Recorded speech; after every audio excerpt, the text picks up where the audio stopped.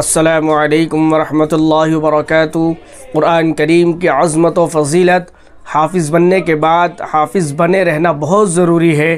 یہ بات یاد رکھنے کی ہے کہ حافظ قرآن بننا کوئی ضروری نہیں، بلکہ حافظ قرآن بننا ایک فضیلت کی چیز ہے۔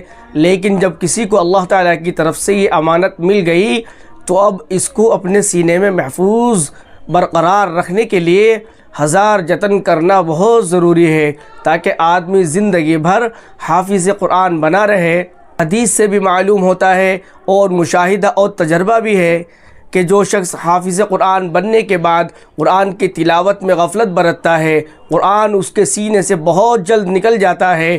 بعض حافظ بننے کے بعد دین اور دین کی تعلیم سے اس قدر بیزار ہو جاتے ہیں کہ ان کے ظاہری حلیہ اور چال ڈھال سے یہ اندازہ لگانا بہت مشکل ہو جاتا ہے کہ یہ آدمی حافظ قرآن ہے۔ یہاں یہ بات یاد رکھنی چاہیے کہ احادیث شریف میں جس حافظ قرآن کی فضیلت آئی ہے اس سے مراد وہ حافظ قرآن ہے جو قرآن پر بھی عمل کرتا ہو۔ حدیث شریف میں آتا ہے جو قرآن پڑھ کر بھلا دے گا کل قیامت کے دن اس کا حشر اچھی شکل میں نہ ہوگا۔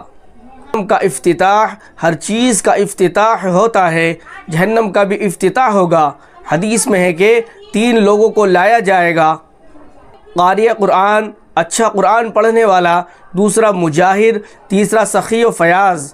یہ تینوں اپنے اپنے اعمال میں ریاکار ہوں گے، مخلص نہ ہوں گے۔ ان کو سب سے پہلے جہنم میں ڈال دیا جائے گا۔ قرآن کریم کو تجوید کے ساتھ پڑھنا ضروری ہے۔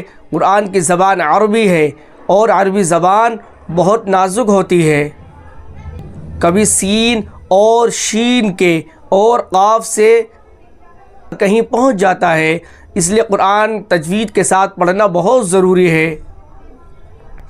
قرآن کو بلا تجوید پڑھنے والا گنہگار ہے۔ تجوید کی رعایت ایک بہت ضروری چیز ہے۔ جو قرآن کی تلاوت کے وقت تجوید کے قواعد کی رعایت نہیں کرتے، اللہ رب العزت ہم سب کو قرآن کریم تجوید کے ساتھ پڑھنے کی توفیق عطا فرمائے۔